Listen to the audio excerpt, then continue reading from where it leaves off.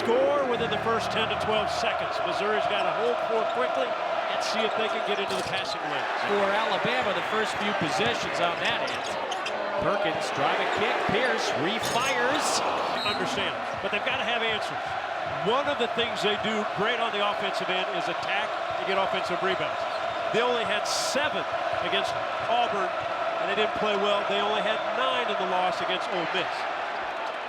This is a charged up arena, and the All-American, that's Mark Sears, takes it in. Play with anybody. It's a lot of that generated from the experience, the maturity, the veteran-type team this season. And no doubt, guys that came back that didn't win a game in SEC play last year. Guys like Tamar Bates, Caleb Grill was injured last year. And then you have the transfer portal. Mark Mitchell and Tony Perkins have been huge. Josh Gray into the game off the bench. You got 4 to shoot here for Alabama. That has been stifled on this side. Sears with half a second. Oh, he beats the timer. My goodness. And obviously good for the All-American, yet with there's still 1/10 of a second to spare. A little closer than I thought. How good has he been in the last couple of years? I mean, he's a fabulous player. Great talent. Yes, you can have off games. Yes, he wasn't great against Auburn on Saturday, only 4 of 17 from the field. After I get that. Basket counts. 2-time All-Conference. He'll very likely make his 3rd straight All-SEC team. But Sonny, this says it all. He just surpassed 2,600 points for his career. And he has ascended to the mountaintop of the sport. Well, at his size, they list him at 6'1". We'll count that. I'm not quite sure he's 6'1". Yep. He's the #1 guy on the scouting report. That's a tough spot to be. You're not 6'6". You're not jumping over everybody. They try to double him. They try to triple him. They try to keep him from getting jump shots or getting layups. Just finds a way to win. This blitz continues. And Missouri, understanding that Alabama wants to score in those first 10 seconds, are getting stops and forcing turnovers, allows them to run, and they share the basketball. Holloway with a very needed triple. Likes to be physical with their guards. They're simply posting up Tony Perkins to go against a thinner Aiden Holloway. Holloway, corner 3, knocks it down. And that dude, stop him in the first 10 or 12 seconds when Alabama wants to score. Make them run offense. Make some of their guys that are drivers like Sears make him finish versus splashing it out to open shooting. Starter, dude. 17-point cushion for Missouri in a building that has been one of the best home court advantages in college basketball this year. Sears with the response.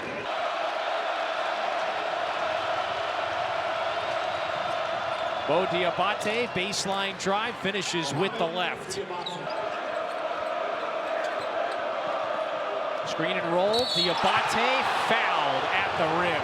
Been able to kick it out for shots or attack the rim, and that's from the backcourt. Here's Missouri at 8-4, 5th in the league. They're a couple of games behind Alabama and Auburn. Those are the 2 teams at the top of the SEC. And they've got one of them down nearly 20 in their building, which is arguably the toughest home court advantage in college basketball this year. Sears, wide open 3, just before the horn. Floor. Kevin, if we had a line of scrimmage out top, if there was defensively is looking like the Eagles front 4 from a couple of weeks ago. Defensive line looks pretty good. Sears wide open, 4-3. Fonte, the sophomore from Queens, great last week in that win against Texas when Alabama scored 103. Today, little different story. They shot the ball really well as a team, but again, behind by double digits for the entirety of the first half, just about. And keep an eye on the Alabama defense. It already looks like they have picked it up a notch. To the SEC, they want to remain in the upper echelon of the league. And remember the remaining schedule for Missouri. The teams are 18 and 44 in SEC. Line, best of the team. You know, he missed 3. Amori switches back on. Gray was coming to set the screen for Perkins. Perkins, bounce pass, Gray goes up, got his hands on it, and Amori, he knows his mind right now. 13:34 to go, his team down 15. How do we quit turning it over?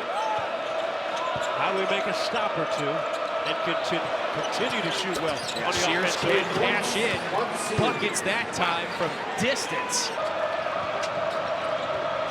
The pace of it for much of the game. Brill throws himself at Sherrill that time. So Brill today, 2 of 7 from distance. Phylon open momentarily and knocks it in.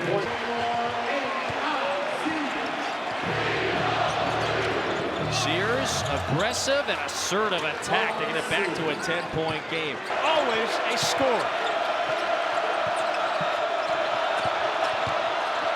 Sears turns the corner, got it, and the foul. They're still in this game. They were down 12-0. The last few years, we have seen Alabama do that to teams. Usually it's the other way around. Yeah, no doubt. Missouri set the tone with a 12-0 run to start the game. They were up 20 at one point in the first half. Sears launches, buckets, and he lets out a roar. Always had the response. Missouri has.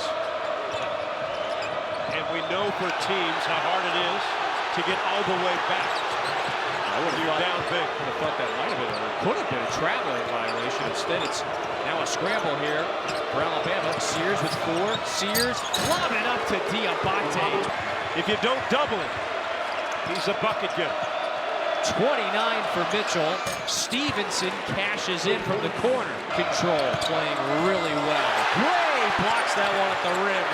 Toss back out. Shot clock. Yep, did not reset. That's a foul on Brill. 26 for Sears.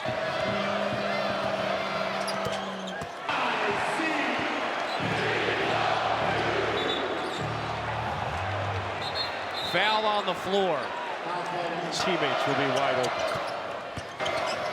It's his first 30-point game of the season. Program record. And because Alabama wants to pick up the pace, Missouri stays in that zone, but you have to rebound. Yep. Sears hounded by Perkins. Sears puts it in. What do they do here? Phylon lost the handle.